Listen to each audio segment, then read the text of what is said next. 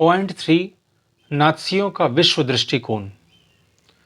नात्सियों ने जो अपराध किए वे खास तरह की मूल्य मान्यताओं, एक खास तरह के व्यवहार से संबंधित थे। नात्सी विचारधारा हिटलर के विश्व दृष्टिकोण का पर्यायवाची थी। इस विश्व दृष्टिकोण में सभी समाजों को बराबरी का हक नहीं था। वे नस्लीय आधार पर या तो बेहतर थे या कमतर थे। इस नजरिए से ब्लॉन्ड, नीली आंखों वाले, नॉर्डिक जर्मन आर्य सबसे ऊपरी और यहूदी सबसे निचली पायदान पर आते थे। यहूदियों को नस्ल विरोधी यानी आर्यों का कट्टर शत्रु माना जाता था। बाकी तमाम समाजों को उनके बाहरी रंग रूप के हिसाब से जर्मन आर्यों और यहूदियों के बीच में रखा गया था। हिटलर की नस्ली सोच चार्ल्स डार्विन और हर्बर्ट स्पेंसर जैसे विचारकों के सिद्धांतों पर आधारित थी। डार्विन प्रकृति विज्ञानी थे, जिन्होंने विकास और प्राकृतिक चयन की अवधारणा के जरिए पौधों और पशुओं की उत्पत्ति की व्याख्या का प्रयास किया था। बाद में हर्बर्ट स्पेंसर ने अतिजीविता का सिद्धांत, सर्वाइवल ऑफ द फिटेस्ट, जो सबसे योग्य है वही जिंदा बचेगा, यह विचार दिया। इस विचार का मतलब यह था कि जो प्रजातियां बदलती हुई वातावरणीय परिस्थितियों के अनुसार खुद को ढाल सकती है वही पृथ्वी पर जिंदा रहती है।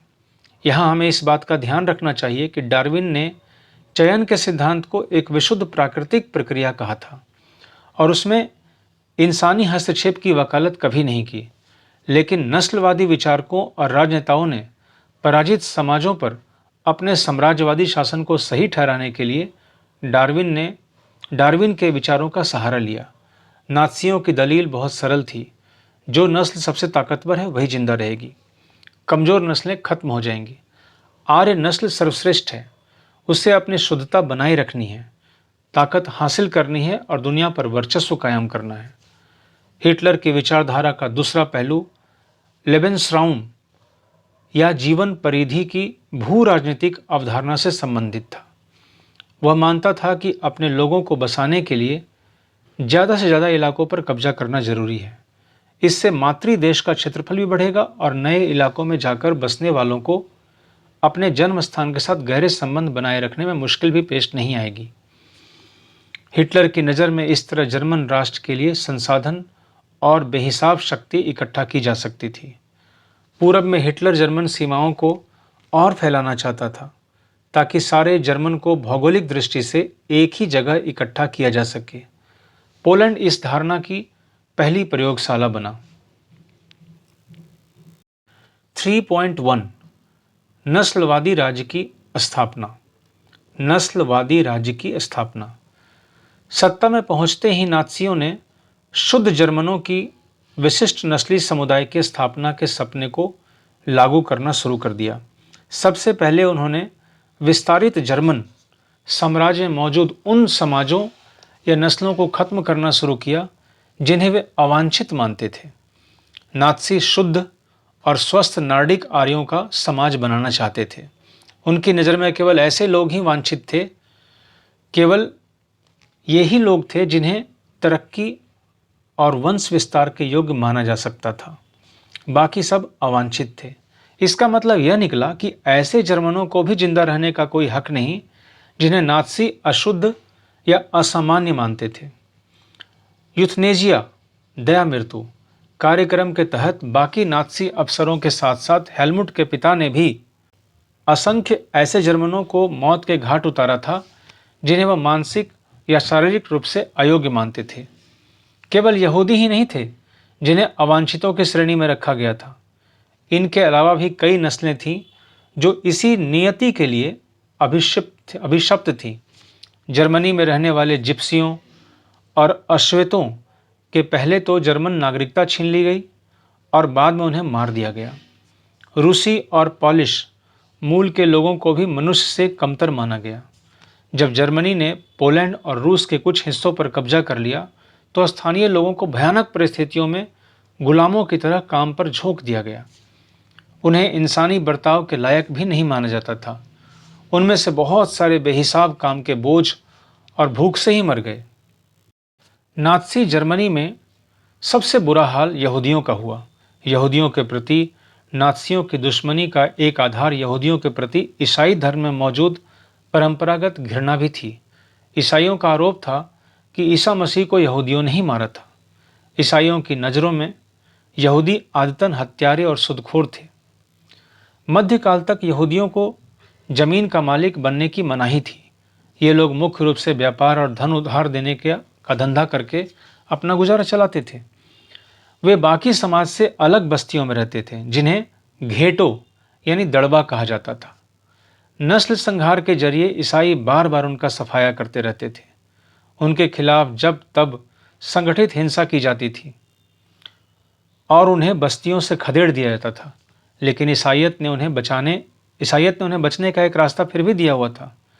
यह धर्म परिवर्तन का रास्ता था। आधुनिक काल में बहुत सारे यहूदियों ने ईसाई धर्म अपना लिया और जानते बूझते हुए जर्मन संस्कृति में ढल गए। लेकिन यहूदियों के प्रति हिटलर की घृणा तो नस्ल के छद्म वैज्ञानिक सिद्धांतों पर आधारित थी। इस नफरत में यहूदी समस्या का हल धर्मांतरण से नहीं निकल सकता था। हिटलर की दृष्टि में इस समस्या का सिर्फ एक ही हल था, यहूदियों को पूरी तरह से खत्म कर दिया जाए।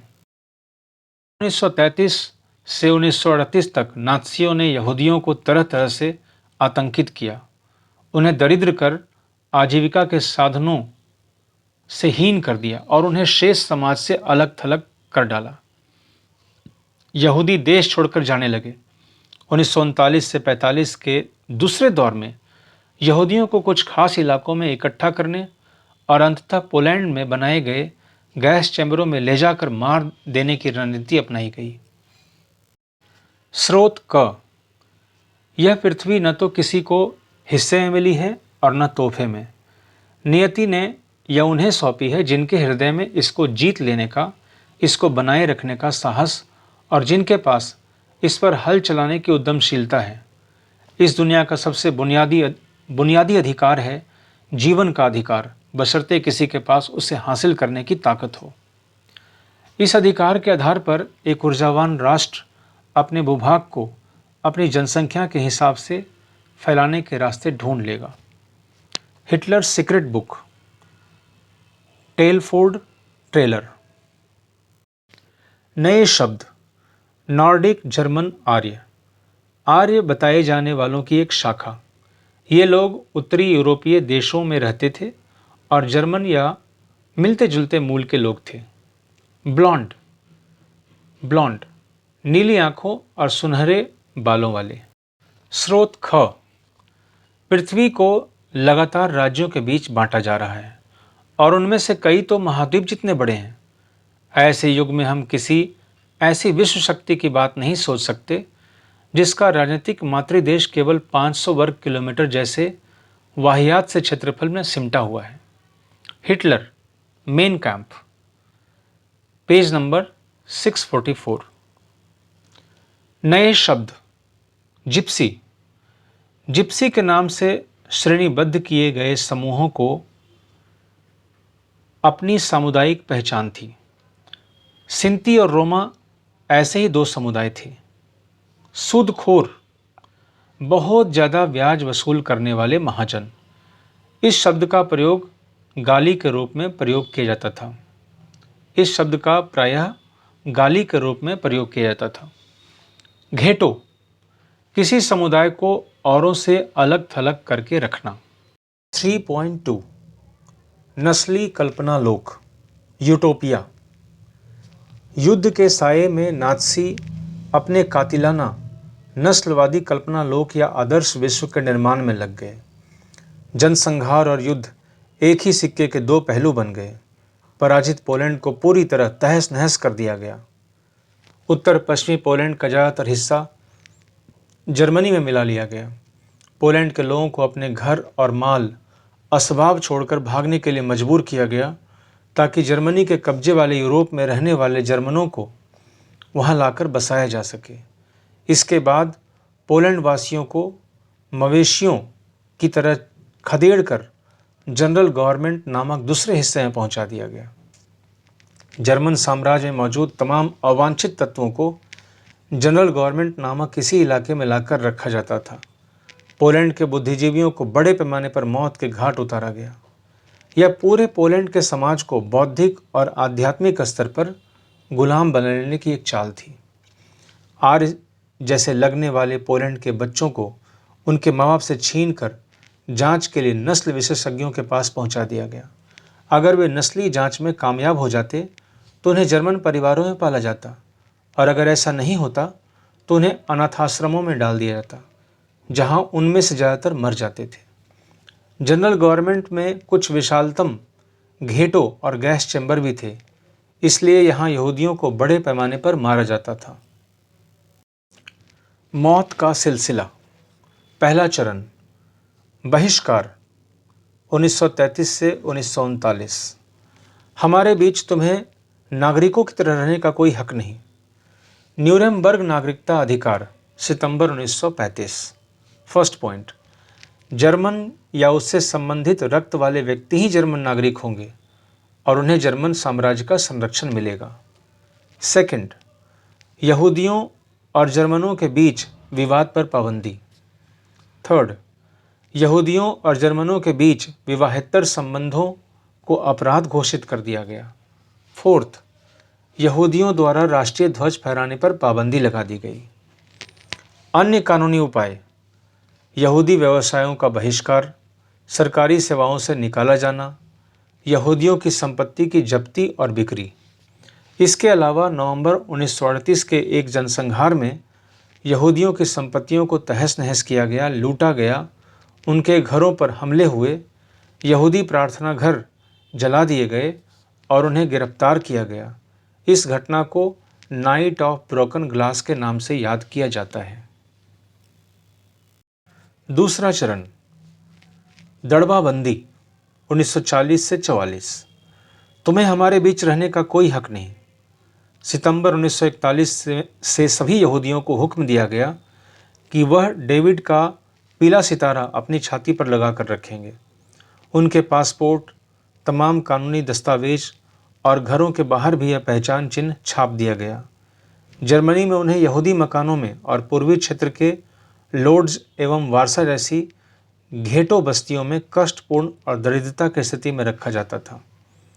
ये बेहद पिछड़े और निर्धन इलाके थे। घेटो में दाखिल होने से पहले यहूदियों को अपनी सारी संपत्ति छोड़ देने के लिए मजबूर किया गया। कुछ ही समय में घेटो बस्तियों में वंचना, भुखमरी, गंदगी और बीमारियों का साम्राज्य व्याप्त हो गया। तीसरा चरण, सर्वनाश 1941 के बाद। तुम्हें जीने का अधिकार नहीं। समूचे यूरोप के यहूदी मकानों, यातना गृहों और घेटो बस्तियों में रहने वाले यहूदियों को माल गाड़ियों से भर भर कर मौत के कारखानों में लाया जाने लगा। पोलैंड तथा अन्य पूर्वी इलाकों में, मुख्य रूप से बेल्जेक, ऑशविट्स, सोबिबोर, त्रेवलिंका, चेल्मनो तथा मायदानेक में उन्हें गैस चैम्बरों में झोंक दिया गया। औद्योगिक और वैज्ञानिक तकनीकों के सहारे बहुत सारे लोगों को पलक झपकते मौत के घाट उतार दिया गया।